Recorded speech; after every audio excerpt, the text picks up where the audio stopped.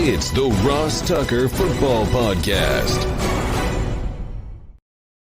Oh, yeah, it is. But it's not just any. Ross Tucker Football Podcast. It is a Monster Monday that we are once again recording on a Sunday evening, presented by DraftKings. Goodness knows I love those dudes. They have been great for the podcast. You have all been great for the podcast. Please help us grow this thing.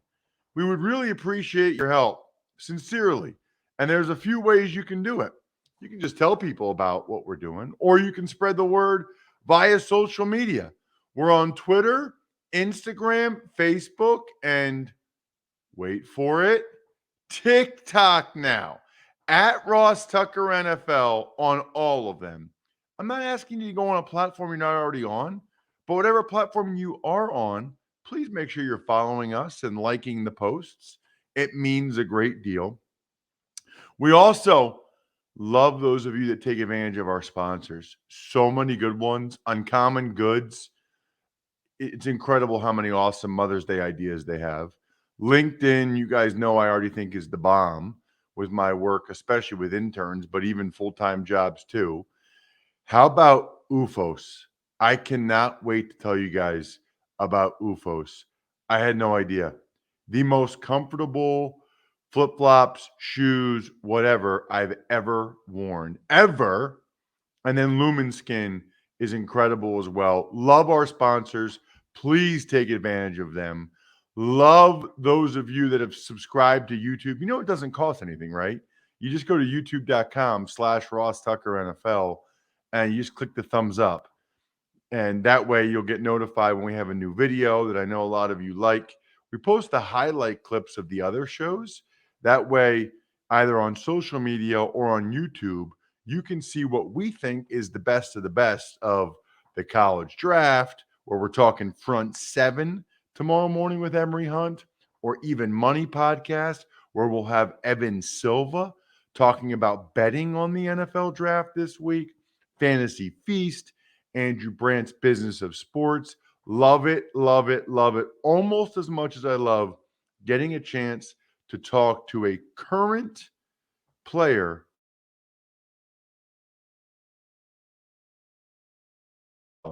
It's Big Show time. The Big Show. As promised, we are joined by one of the best young players in the NFL. He's an all-pro cornerback for the Baltimore Ravens. I got a chance to meet him and get to know him a little bit at the broadcast boot camp in LA last week. Marlon Humphrey. Marlon, thank you so much for coming on the show, man. Yeah, thank you for having me. Happy to be here. I know a follow-up kind of conversation from broadcast boot camp, so happy to be here. So check him out on social media, by the way, at Marlon_Humphrey, because Marlon's got a lot of things going on and off the field that you should be aware of. Let's start, though, Marlon, with where we met at the broadcast boot camp. Why'd you go? What are you looking to do? Do you know you want to do media? You're just kind of exploring it. Why were you there? So for me, I've always, I guess in school, I used to always wonder, like, man, what do I want to do when I get older? What do I want to do when I get older? And so it took me about my last year of college when I went back. I left college early, went back to school, and one of those last 2 semesters, I said, I think I finally found out what class I like doing, and it was public speaking. And kind of from there, I've always had a dream job of being on TV, but it really kind of clicked all together then. And ever since then, I've kind of been trying to figure out how to figure out, set up, and figure out if this is the right fit for me. And so broadcast boot camp was great.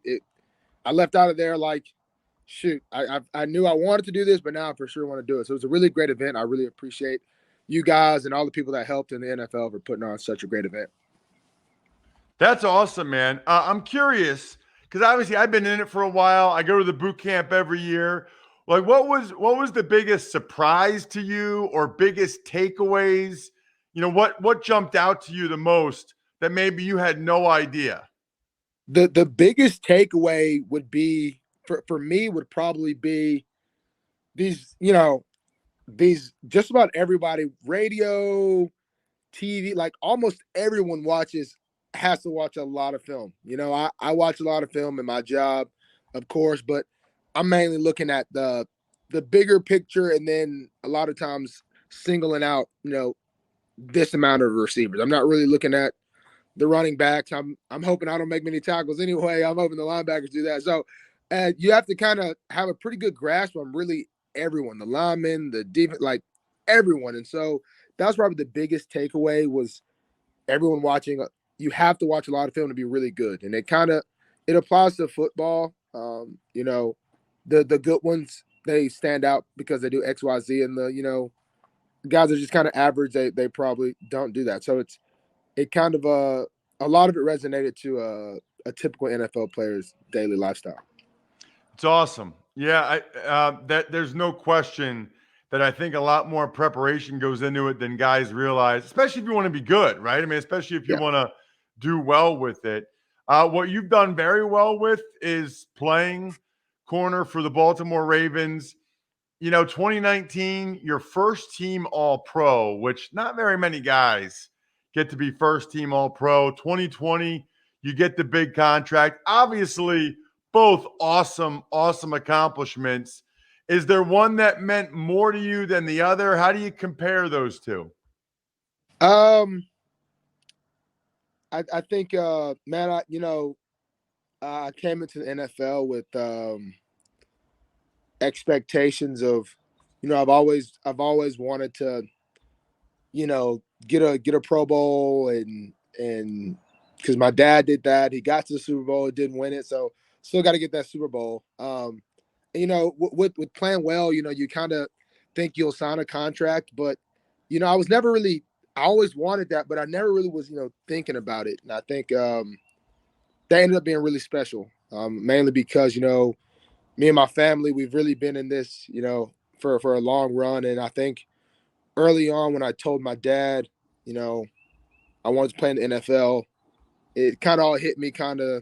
He pushed me to help me get there along with my mom. And I mean, there's many things that I look back on that I was like, man, my dad's, being hard on me and this, that, and the third. And it was all kind of to get to that goal of reaching the dreams that I told him I wanted to do. So that was for sure probably more special moment, just because I felt like that was a whole family thing. Whether it's my brothers and sisters, we were competing back on Sundays after church at Hoover High School. Everybody doing their own sport. I mean, there was just so much that went into that, and I felt like it was a true family win. So I would have to for sure say the contract, and I was able to be fortunate to stay with the Ravens, which made it even greater. A team that I loved the way the organization's run.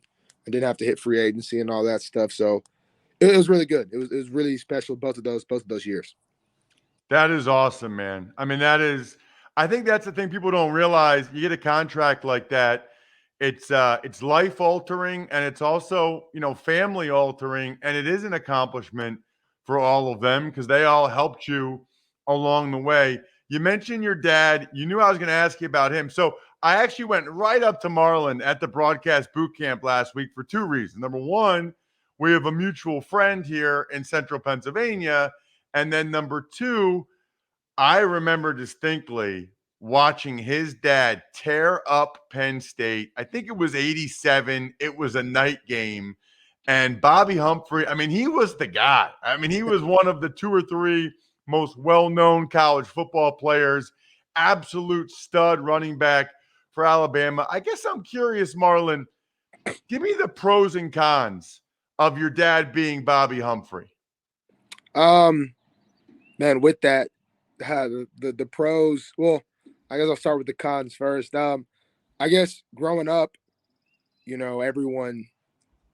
I think I knew maybe he was kind of famous, but I guess not really a con, but I think he would come to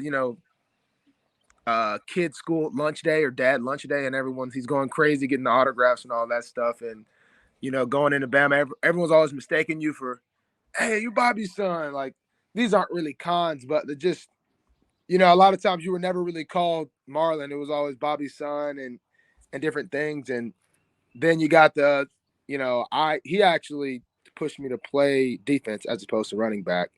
So you'll have a lot of those. Hey, offense, running back. But the pros far outweighed the. I don't even know if those were cons, but far outweighed those cons. And I think when I went to Alabama, it was like the relationships he made. I'm happy he made some good relationships there because when I got there, I kind of just picked up some of those and a lot of the different things he did with his platform and how he's treated people. It was really a blessing to follow underneath those footsteps. Played his alma mater, and it was great. A lot of people compliment his game and different things, and they really compliment the man he is. So that's what makes it special as well. Did you feel pressure to, of expectations? I can just picture you being like 9 years old and the coaches being like, what would your daddy say about that? Or, you got to play like your daddy. I've always wondered what that was like. There was, so I come from a very athletic family. My brother played football at Arkansas. My dad was NFL running back. My mom was a UAB track star. She held a record for a long time at UAB. My sister ran track at UAB. So growing up for me, I just wanted to be like my older brother and my older sister. So the expectation was for sure put on me to get a scholarship that I put on myself. And then for others, they kind of just assumed that I would be pretty good at football and different things because of my dad. And it kind of sprinkled down to my little brother. My little brother played basketball and he went D1. He's currently figuring out where he's going to go now. He transferred. But I remember going to a high school football game and I walked up to a college coach and he had Marlon Humphrey on the list to recruit him at the game and to watch for him. And my little brother didn't even play football. So it was that expectation just went down from my older brother to me to my little brother who wasn't even playing football, but he had coaches there to give him a shot and check him out. So the expectation definitely runs in the family. And everyone in my family was able to get a full athletic scholarship. So I guess the expectations were set and they were completed by the time we all graduated. Best advice your dad ever gave you? Best advice my dad gave me. I come from a very spiritual family. They definitely raised us in the church, and one of the best things he probably ever told me was it costs to play with the enemy. And what I got from that is there's so many things we get tied up with in this world that are away from God's plan, and it really just ends up costing you a lot of money and a lot of time and a lot of just unnecessary situations. Whether it's drugs and alcohol and too much and this and that and bad decisions here, trying to get this and that. And when I just look back on it, man, it staying grounded and staying humbled. That's the way God intends for it. And once you get head over heels and too high and mighty, that's when the enemy comes in and plays lots of tricks on you, and it'll really cost you a lot of your time and a lot of times cost you your life. And I think that's he told me that in high school. If I'd have listened to it as much as I listen to it now, I'd have a lot more money to my name. I'll say that. But it really stuck with me, and I began to really understand it a little bit as I got older. It's awesome. All right, so my listeners, the people that check us out on YouTube, they love learning stuff about football. So one of the things that's really interesting about you, and I did a couple of your games last year. Again, I did a couple Sunday night games down there on Westwood One, the radio, the Chiefs game, the Browns game, a couple wins for you guys, by the way. You play in the slot a lot. I think earlier in your career, you were outside. Now you play in the slot. I guess just start with that. Do you feel like those are two different positions? Or at a minimum, Marlon, what are the biggest differences between being an outside corner and a slot corner? Definitely a big difference. I think lining up outside, you have a lot of space out there. It's you're truly on an island. And in the inside, it's really the same thing depending on the team. A lot of times guys can just run this way or run that way, and it's really hard to get hands on. But if you really watch NFL games, a lot of times the ball is always going to the guy in the slot, whether it's the slot receiver, the tight end. A lot of times, a lot of those small intermediate passes that really get the offense flowing are done in the slot. And now you see teams, do I want to put 2 linebackers in or do I want to put a safety down kind of in the box? You want that. The game is changing so much where there's so many receivers, but teams do still run the ball. So that was kind of the idea and the vision. You want to have a corner that can, cover, of course, but a guy that can be, really physical as well. And so when Tavon went down that year, they kind of introed me to the inside corner or slot corner. And at first I just shadowed 2 slot guys. We played the Bengals, and so I shadowed Boyd, and then we played Juju, and I shadowed him in there. And then after that, we decided, hey, what if you just stay in there, kind of, and it flowed really well. If you can have 2 great corners on the outside, I think it was Marcus Peters and Jimmy Smith at the time, and then you can also have a really good one in the nickel. It can work really well, and I think you see Jalen Ramsey did a lot of that this year, playing that inside. Their best guy on their team, and he played more inside than outside. But it just makes you be able to just put a guy that's really good and just kind of disguise him all over the field to where offense can't. Okay, Jalen's going to follow our best guy, so we'll kind of plan our offense accordingly this way. When you put him in that nickel spot, whether it's man, whether it's zone, whether he's blitzing, you have such a bigger influence on the game, and you put the defense kind of in control as opposed to the offense. That's interesting. I guess you kind of answered this. Which one do you think is more important, outside corner or the slot corner? I think it really depends on the team and what you have at depth. I think if you got, Darius Williams and the other guy the Rams had, they had two pretty decent corners to where you were able to put Jalen inside.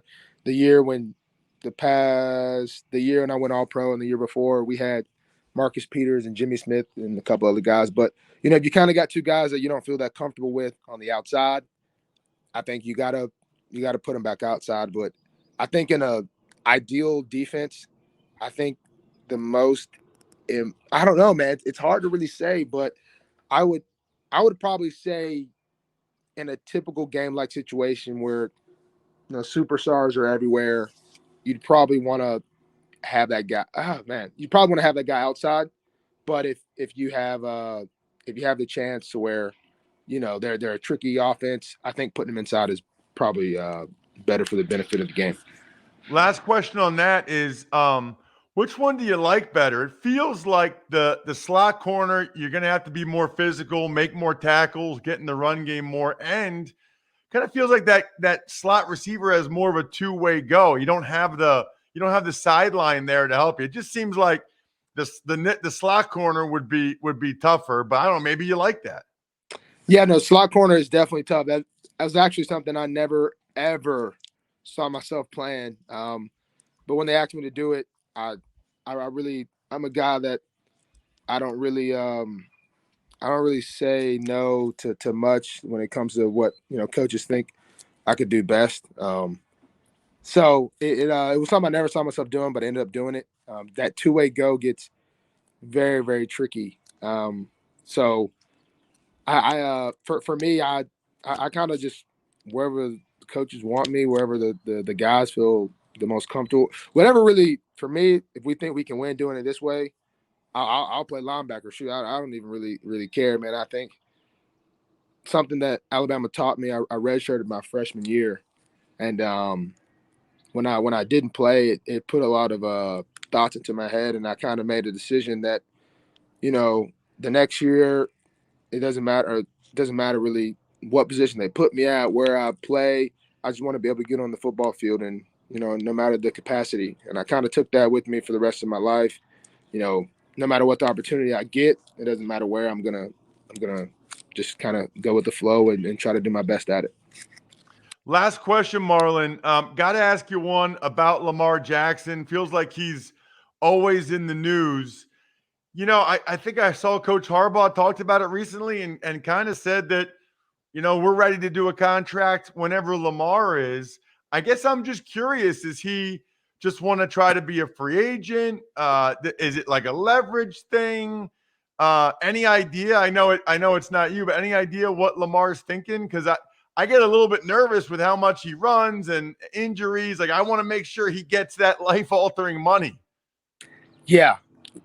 I think if I knew that answer, I'd be a good man. I think Lamar is a very, very unique person.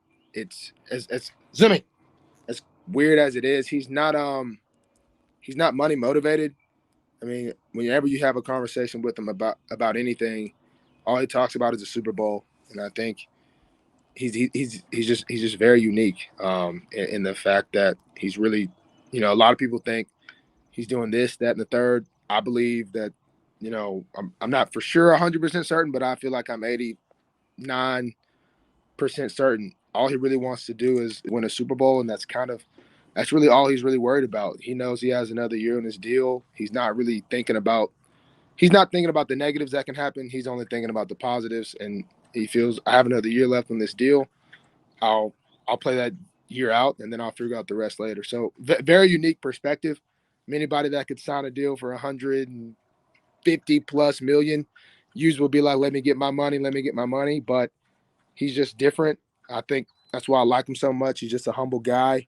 But even me, I wish he would go ahead and kind of get that contract as well. But we'll see what happens. But we're as a teammate and a player, we're kind of just watching all alongside with him.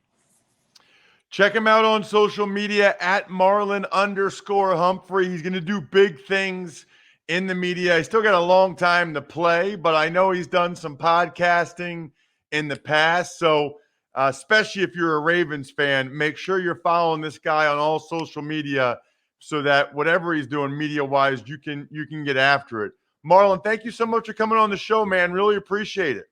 Yeah, thank you, man. I'll hopefully we'll be doing something again soon. I really enjoyed it. So I told you that Marlon Humphrey would be amazing. Love so many of those stories. How about all 7 members of his family getting full scholarships to college? Are you kidding me? I mean, that's just unreal.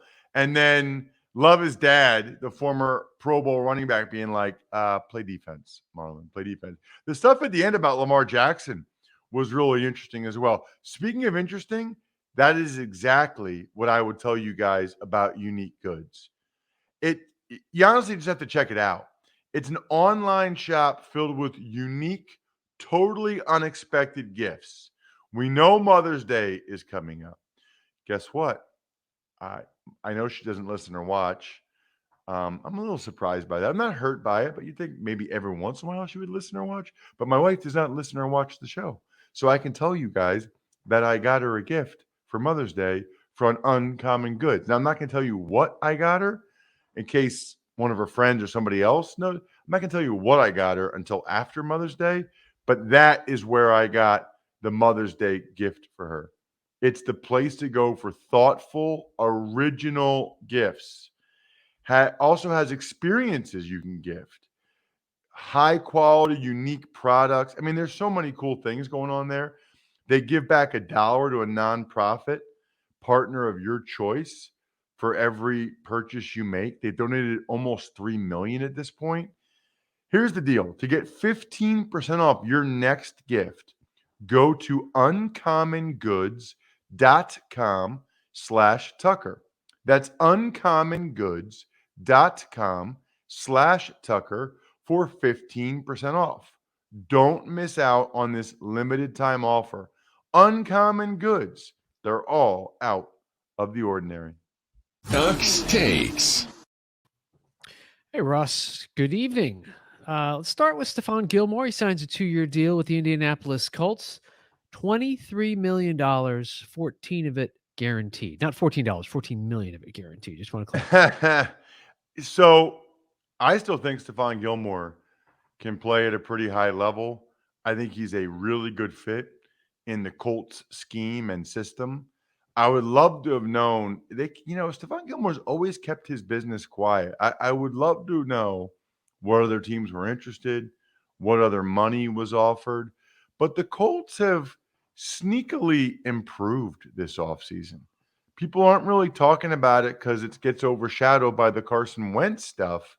But, I mean, you're talking about getting Ngakoue to rush off the edge. Matt Ryan, in my mind, is clearly better than Carson Wentz. Now they moved Rock Ya-Sin, but you get Stephon Gilmore to play corner. They also got guys that have won, that have Gilmore's been to a Super Bowl and won it. Matt Ryan's been to a Super Bowl. I like what the Colts have done. It seems like it's under the radar because, and by the way, I think it's amazing that they got as much as they got for Carson Wentz while we're on the topic. So the Colts, by bringing in Matt Ryan and Gilmore and Ngakoue, they're making it awfully clear what they're trying to do, right? Like they're trying to win this year. And I think the owner has made that pretty clear. Tuck's Takes. Let's talk about the Cowboys. Cornerback Kelvin Joseph is a person of interest in a murder investigation down in Texas. I really don't know what to say about stuff like this other than it appears he was in the car and gunshots came from the car and someone was murdered. Absolutely awful. I believe 2 people have been arrested, not named Kelvin Joseph. If he didn't pull the trigger, I don't know. I'm not even commenting on this, but my guess is someone probably told him, you better tell the truth. Otherwise, your career and life might be over.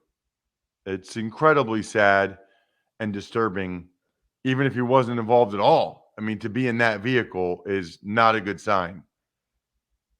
Tuck's Takes. There's a report out there that Baker Mayfield is, the leading candidate to get Baker Mayfield to be the Carolina Panthers, and not everybody is thrilled about that idea, including Robbie Anderson.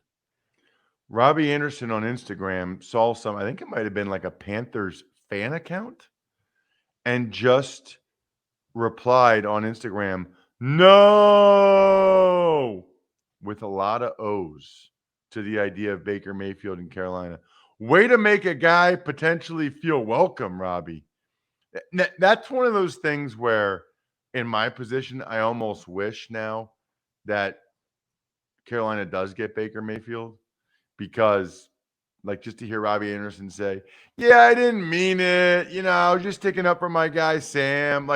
Talk about awkward. So I really think they need each other. With Seattle having Drew Lock and bringing back Geno Smith, I don't know if they want a third guy like Baker or if they want to draft a guy. I think Carolina has 2 options. Bring in Baker and hope like heck he can play like he does every other year for them and plays well and saves Rule's job. Or go with a rookie and hope that he pans out. Or maybe both. Maybe Rule's like, listen, let's fire all our guns here. So, oh, wow. Bad reference right after Kelvin Joseph, by the way. Bad, not intentional, I can assure you. Let's do everything we can, get as many options as possible. So they start the year with Baker. If he falters, then they put the kid they draft in. So he has 2 chances, essentially, to save his job. If you don't think that these guys are thinking about ways that they can save their job, then you just don't understand the way the NFL works, is what I would tell you. And I would also say at this point, if you haven't created a free job post in minutes on LinkedIn Jobs to reach your network and beyond, to the world's largest professional network of over 770 million people, then you're probably not really doing your job either. Look, they got simple tools like screening questions that makes it super easy to focus on candidates with just the right skills and experience so you can quickly prioritize who you'd like to interview and hire. It's very clear that small businesses rate LinkedIn Jobs number 1 in delivering quality hires versus leading competitors because everybody's there.